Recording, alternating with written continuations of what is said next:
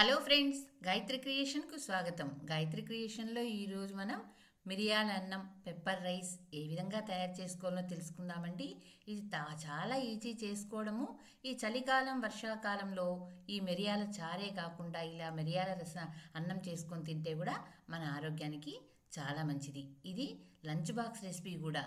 దీన్ని ఏ విధంగా తయారు చేసుకోవాలనో ఇప్పుడు మనం చూద్దాం. దీనికి కావాల్సిన పదార్థాలు: ముందుగా ఉడికించి పెట్టుకున్నటువంటి అన్నం, 1 కప్పు బియ్యానికి 2 కప్పుల నీళ్లు పోసి కొంచెం ఉప్పు, నూనె వేసి 3 విజిల్స్ వచ్చేంత వరకు ఉడికించాలి. ఉప్పు వేయడం వల్ల తెల్లగా వస్తుంది, నూనె వేయడం వల్ల అన్నం పొడి పొడిగా ఉంటుంది. ఈ విధంగా ఉండాలి అన్నం. 1 కప్పు అన్నం. 1 ఉల్లిగడ్డను ఇలా సన్నగా తరిగి పెట్టుకోవాలి. 1 స్పూను మిరియాలు, 1 స్పూను జీలకర్ర, 1 స్పూను ఆవాలు, 1 స్పూను శనగపప్పు, 1 స్పూను ఉద్దిపప్పు, 2 స్పూన్ల జీడిపప్పు. ఇది ఆప్షనల్ అండి, మీ ఇష్టం వేసుకుంటే వేసుకోవచ్చు, లేకపోతే లేదు. 3 స్పూన్ల వేరుశెనగ గింజలు, ఇంకా ఎక్కువ కూడా వేసుకోవచ్చు. కొత్తిమీర, కరివేపాకు, సన్నగా తరిగిన పచ్చిమిరపకాయలు, ఇంగువ. దీనికి తిరువాతకు నూనె, నెయ్యి 2 వాడితే మంచి రుచినిస్తుందండి. ఇంతే అండి. మరి ఇప్పుడు దీన్ని ఎలా తయారు చేస్తుందో తెలుసుకుందాం.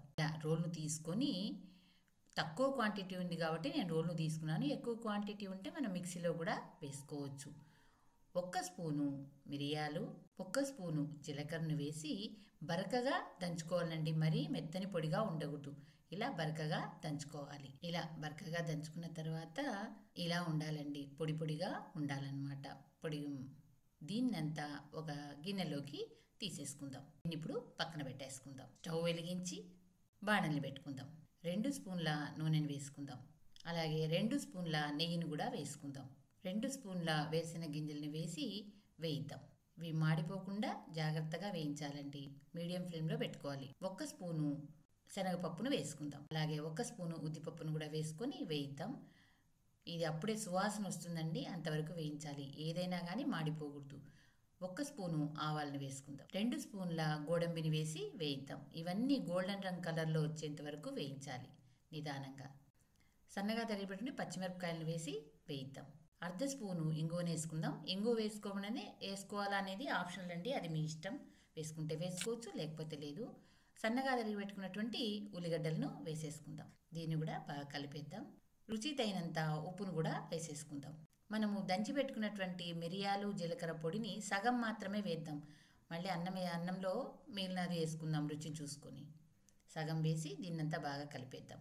ఇప్పుడు మనం వండి పెట్టుకున్నటువంటి అన్నాన్ని వేసి బాగా కలిపేద్దాం. రైస్ ఐటమ్ చేసేటప్పుడు మన ప్రతిభంతా ఎప్పుడు కనబడుతుందంటే, మనము అన్నం వేసి కలిపేటప్పుడే అండి. మెతుకు విరగకుండా జాగ్రత్తగా నిదానంగా కలపాలి. ఎందుకంటే మెతుకు విరిగిందంటే అన్నం అంతా మెత్తగా ఉంటుంది. రైస్ ఐటము పొడి పొడిగా ఉండాలి కానీ మెత్తగా ఉండకూడదు. ఇలా నిదానంగా కలుపుకోవాలి. ముందుగా మీకు మాట, నా ఛానల్లోని కథలు మరియు వంటలు మీకు నచ్చినట్టయితే ఓ లైక్ చేయండి. మీ బంధువులకు, స్నేహితులకు, తెలిసిన వాళ్లకు షేర్ చేయండి. మరిన్ని టేస్టీ వంటల కోసం, మరిన్ని మంచి మంచి కథల కోసం గాయత్రి క్రియేషన్ సబ్స్క్రైబ్ చేసుకోండి. ఇప్పుడు కొంచెం రుచి చూసి ఉప్పు, పెప్పర్ పౌడర్ సరిపోయిందా లేదా చూసుకోండి. నాకైతే ఉప్పు సరిపోయింది, పెప్పర్ పౌడర్ తక్కువైంది కాబట్టి మిరియాల పొడిని పూర్తిగా వేసేసుకున్నాను. ఇప్పుడు దీన్ని అంతా అన్నంలో కలిసేటట్టు కలిపేసుకుందాం. స్టవ్ ఆఫ్ చేసేసి మనం కొత్తిమీరను వేసుకోవాలండి.